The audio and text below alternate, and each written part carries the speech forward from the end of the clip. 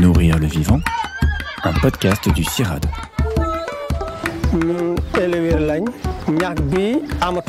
Ce dérèglement climatique a aussi un impact sur plusieurs milliards d'agriculteurs et d'agricultrices. Climat, cultiver les solutions.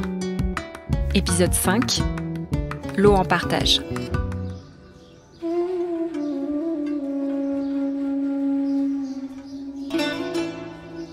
Dans un douar qui est très enclavé dans la montagne. Ça m'a particulièrement marqué, notamment de voir une femme, on est rentré dans la cour de sa maison, on a discuté avec elle et puis au moment où elle a mis son bulletin dans l'urne, elle avait vraiment les yeux qui brillent de fierté. C'était important pour elle et c'était important pour nous aussi, donc on avait le sentiment de partager ça et c'était vraiment un très chouette moment. L'eau en Tunisie est une ressource assez stratégique. L'accès à la ressource est extrêmement tendu. Emeline Hassan-Forder aime à dire que l'eau charrie une pluralité de dimensions, comme l'agriculture, l'agronomie, la religion ou encore une part de symbolisme.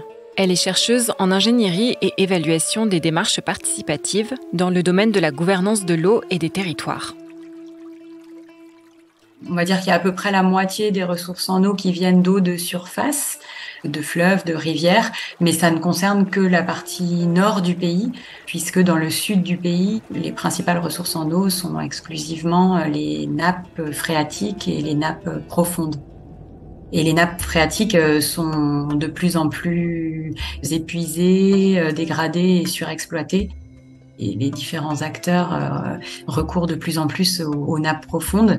Il y a beaucoup de régions où ça devient de plus en plus compliqué d'avoir des activités qui dépendent de ces ressources. La Tunisie est un pays classé pauvre en eau. Cette rareté des ressources en eau se trouve exacerbée par les changements climatiques et on a donc le problème de régularité de la pluviométrie. Ingénieur de formation, Shamseddine Arabi a d'abord travaillé dans la gestion des ressources en eau, l'aménagement hydro-agricole, la gestion durable des terres agricoles et la conservation des eaux et des sols. Depuis 2015, on a enregistré une succession des années sèches qui dépassent 5 années, ce qui a donc engendré un manque d'eau au niveau des retenues des grands barrages, ce qui a donc impacté négativement le secteur agricole et les autres secteurs.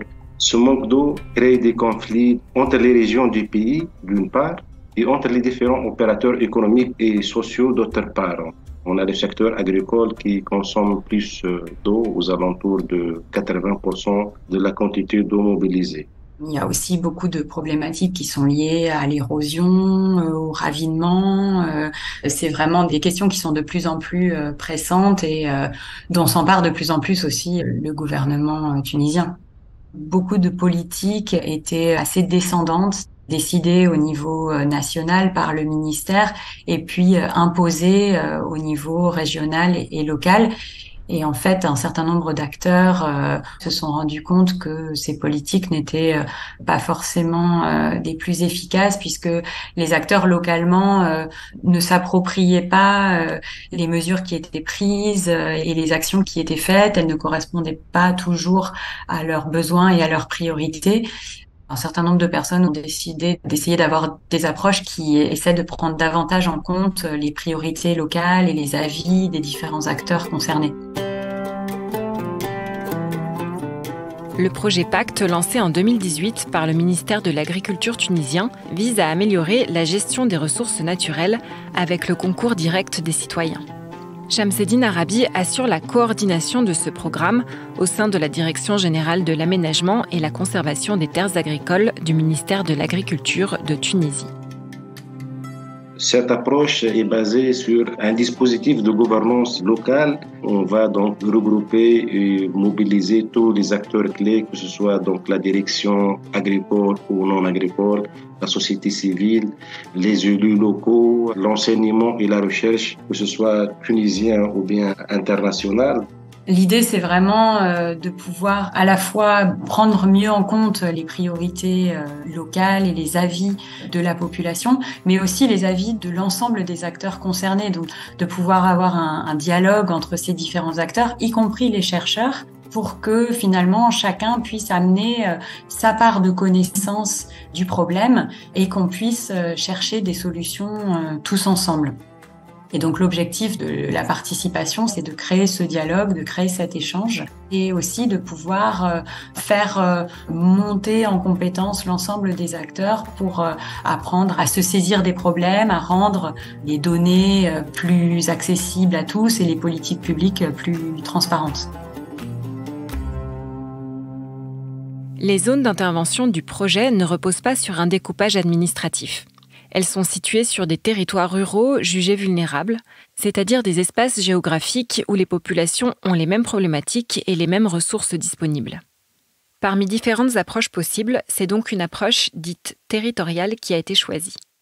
Une approche territoriale, le principe, c'est de décloisonner, d'impliquer les différents acteurs du territoire, mais c'est aussi d'aborder les différents enjeux de ce territoire.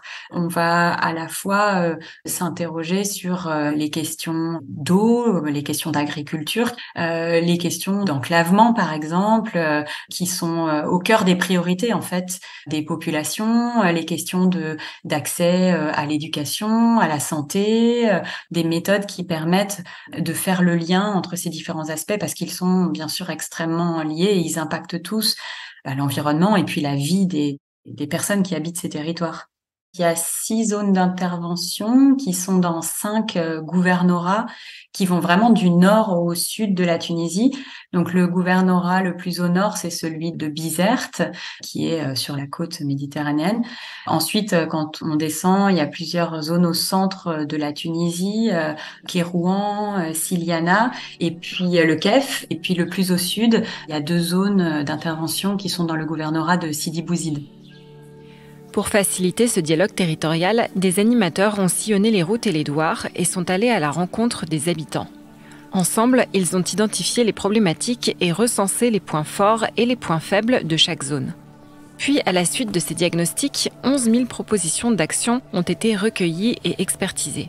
Enfin, des comités de territoire ont été élus pour produire des plans d'aménagement et de développement sur la base de ces propositions. L'animateur territorial, c'est un facilitateur. Ils maintiennent de bonnes relations avec la population locale. Ils ont donc reconfiguré ce climat de confiance entre l'administration et la population.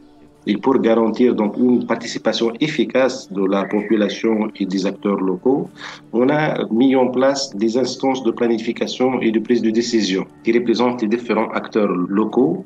Et pour apporter une légitimité à ce comité, on les a ancrés au niveau des commissions permanentes des municipalités. On a la société civile, les élus municipaux, on a des représentants des zones d'intervention, les hommes, les femmes, les jeunes, pour garantir la participation de tous les acteurs.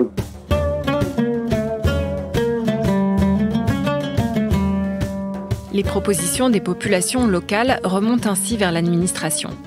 Des ateliers préparés avec les chercheurs et le ministère de l'Agriculture ont également été mis en place. On peut imaginer une vingtaine et parfois jusqu'à 200 personnes qui sont assis soit à l'extérieur, parfois dans une école, parfois devant une mosquée, où le facilitateur va faire un retour sur tous ces enjeux qui ont été identifiés. Et puis ensuite, les participants vont pouvoir en discuter, proposer des actions. On a aussi des observatrices et des observateurs qui notent bien sûr l'ensemble de ce qui est dit pour ensuite pouvoir utiliser ce matériel dans la suite de la démarche. Et puis nous, c'est notre matériel de recherche aussi.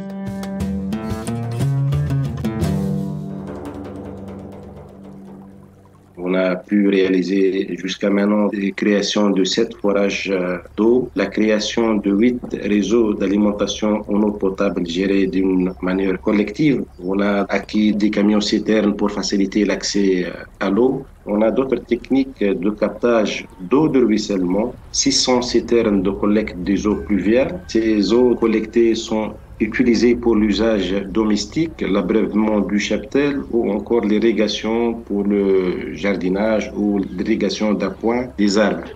On a construit des retenues d'eau collinaires qui vont permettre de capter l'eau de ruissellement et de la valoriser sur des plantations arboricoles et pour restaurer les systèmes dégradés.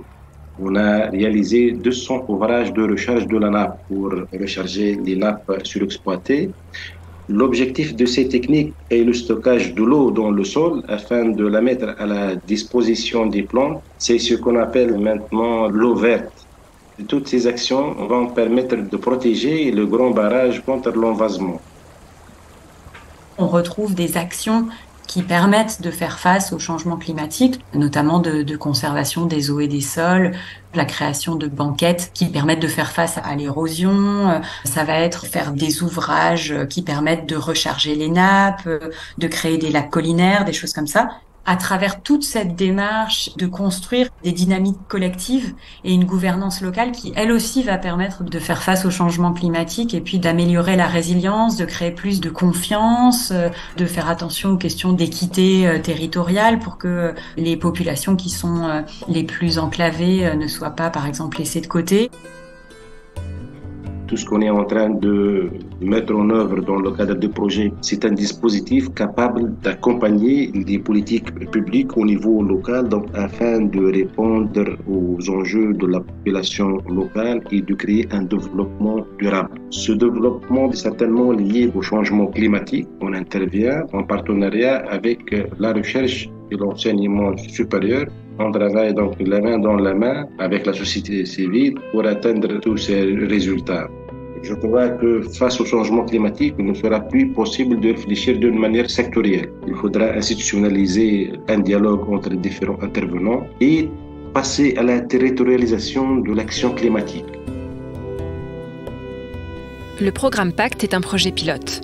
L'objectif est d'étendre cette démarche à plus grande échelle en Tunisie, mais avant cela, il faut pouvoir en mesurer les effets.